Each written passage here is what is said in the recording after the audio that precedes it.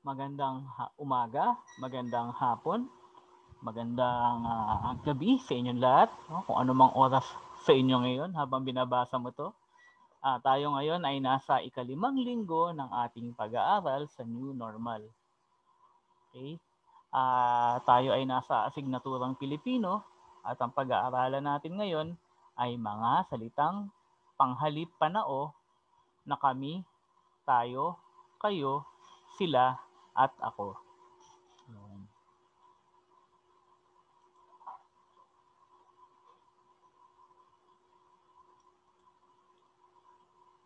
Ang araling ito ay tungkol sa paggamit sa mga salitang pamalit sa ngalan ng tao.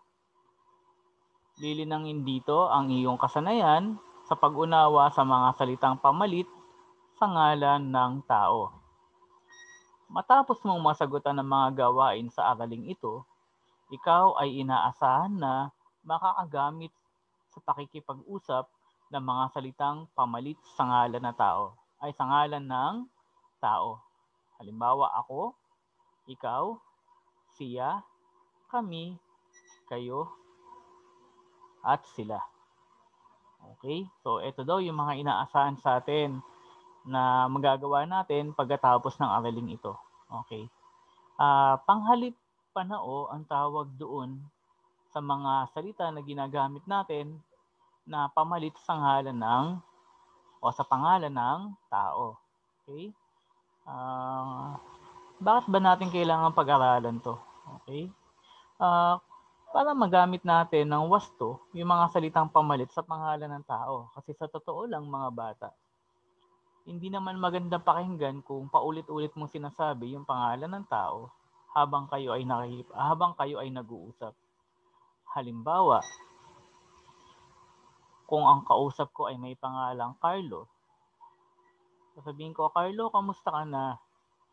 Carlo, ano ang naramdaman mo sa pagdating ng bagyo? Carlo, may sapat ba kayong supply ng bagyo? Carlo, sapat ba ang naitabi ninyong pagkain? Carlo, kamusta naman yung mag-anak? So, ang pangit, di ba?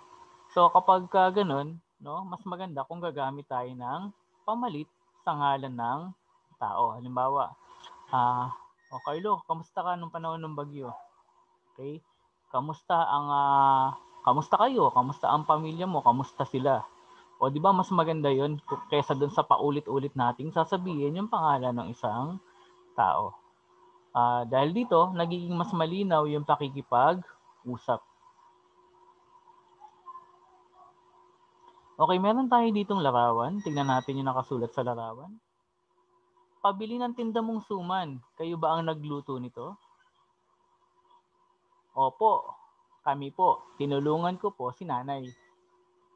Talaga? Ikaw ang tumulong? Ang sipag mo naman. Okay. Pansinin ninyo, no?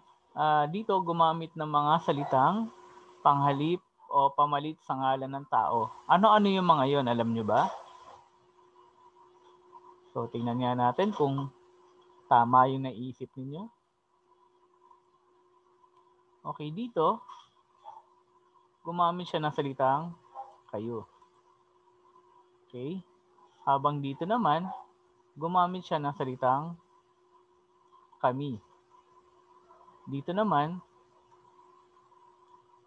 ikaw at mo. Okay? So, yun. Gumamit sila ng mga salitang pumapalit sa ngalan ng tao.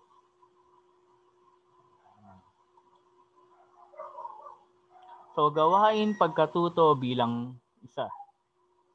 Isulat sa kwaderno o notebook ang mga pangungusap. So, kailangan nyo silang isulat, okay? Sa lungguhitan, ang panghalip na ginamit sa bawat pangungusap. O underline daw natin yung mga panghalip na ginamit natin. Para sa unang pangungusap, siya ay namasyal sa Luneta Park. Alin kaya dyan yung salitang panghalip, pakiguhitan nga. Nagbasa kami ng libro sa silid-aralan. Yan. Ano kaya dyan yung salitang panghalip? Guhitan natin. So, napadaan ako kahapon sa Museyong Pambata. Okay. Alin kaya dyan yung sagot? Para sa ika-4 na pangungusap, ang ganda ng Tayabas. Nakapunta na ba kayo doon? Okay, so bibigyan ko kayo ng konting oras para maisulat ninyo ang mga pangungusap at maguhitan ang tamang sagot.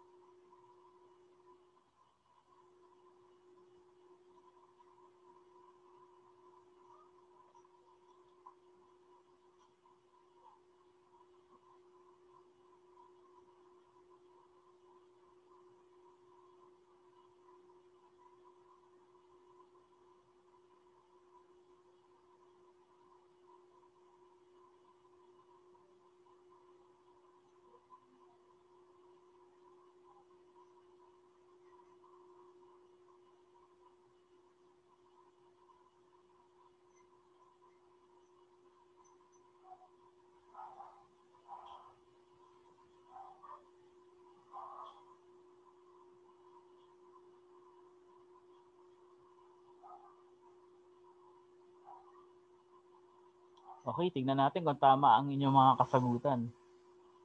Okay, para sa number 1, ayan. Ang sagot ay siya. Okay, ang panghalip natin ay siya. Number 2, ang panghalip ay kami. Habang ang number 3, ang panghalip ay ako.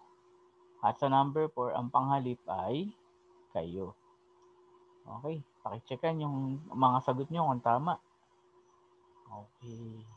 Susunod ay ito pa, isa pa uling gawain sa pagkatuto. Okay, gawain sa pagkatuto bilang 2. Piliin sa kahon ang tamang panghalip upang mabuo ang sumusunod na pangungusap. Gawin ito sa kwaderno.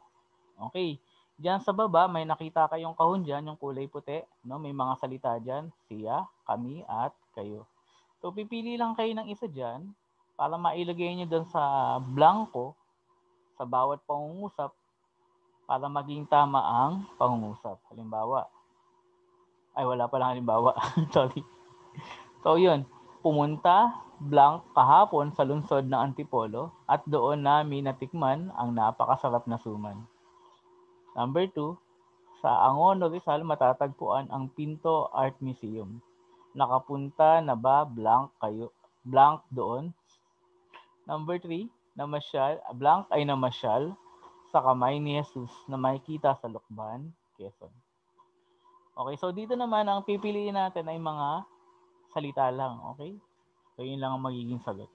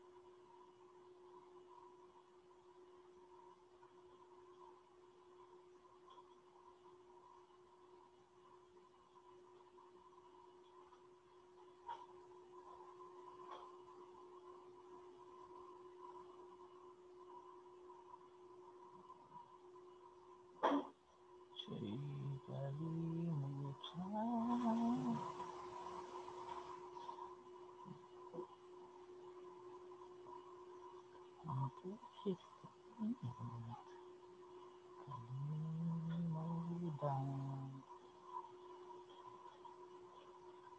mga bata, tandaan, ang paggamit sa pakikipag-usap ng mga salitang pamalit sa ngalan ng tao ay mahalaga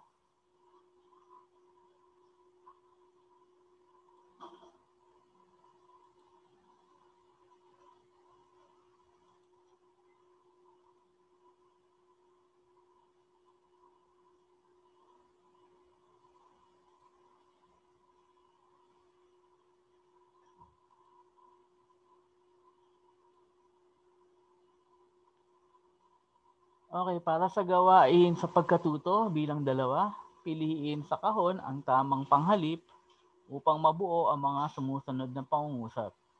Gawin ito sa inyong notebook o kwaderno. Okay. Dito mga bata, may mga pangungusap tapos may blank, no? Pipili kayo ng sagot dito sa nasa baba na kahon na kulay puti, may mga salita diyan, no?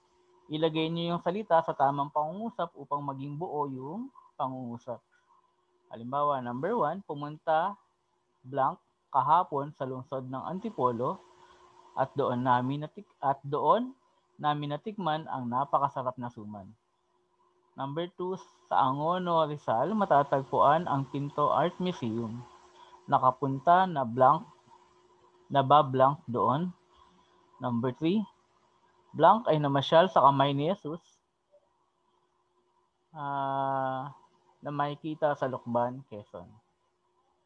Okay, so salita lang, no, ang isusulat dito, no, sa inyong kwaderno. Okay, bibigyan ko kayo ng konting oras para sumagot.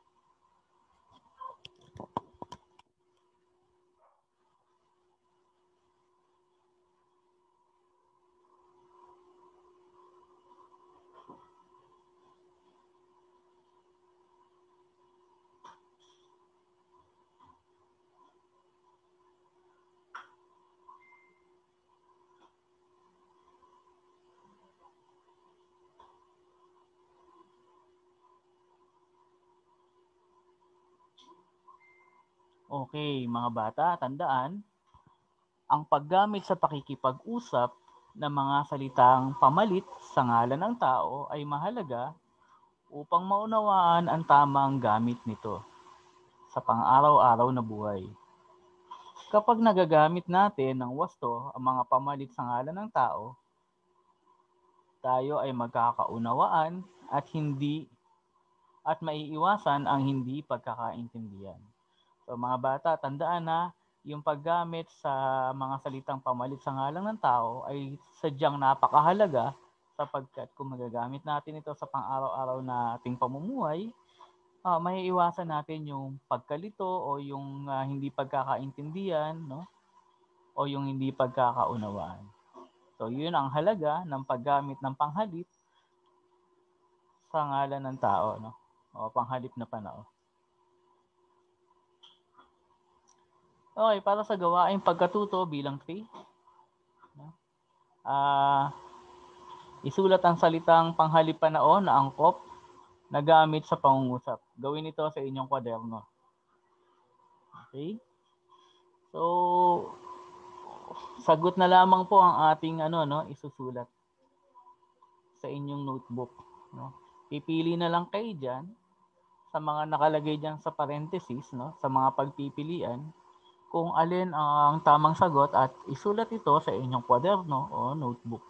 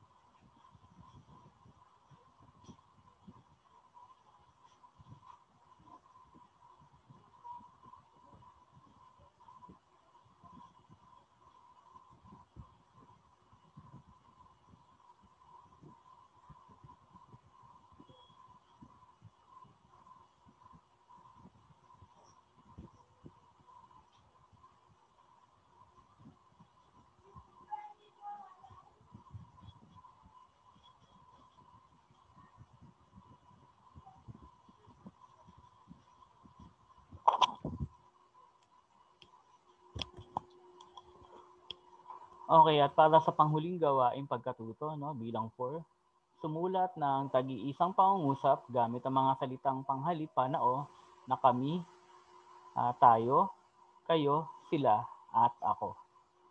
Okay, sulat lang po sa notebook no, ng tagi-isang pangungusap gamit yung mga salitang kami. Number 1, number 2, tayo, number 3, kayo, number 4, sila, at number 5, ako. Maraming salamat po sa inyong pakikinig at panonood sa leksyong ito. Magkita ulit tayo sa susunod. Hanggang dito na lamang. Muli ay salamat.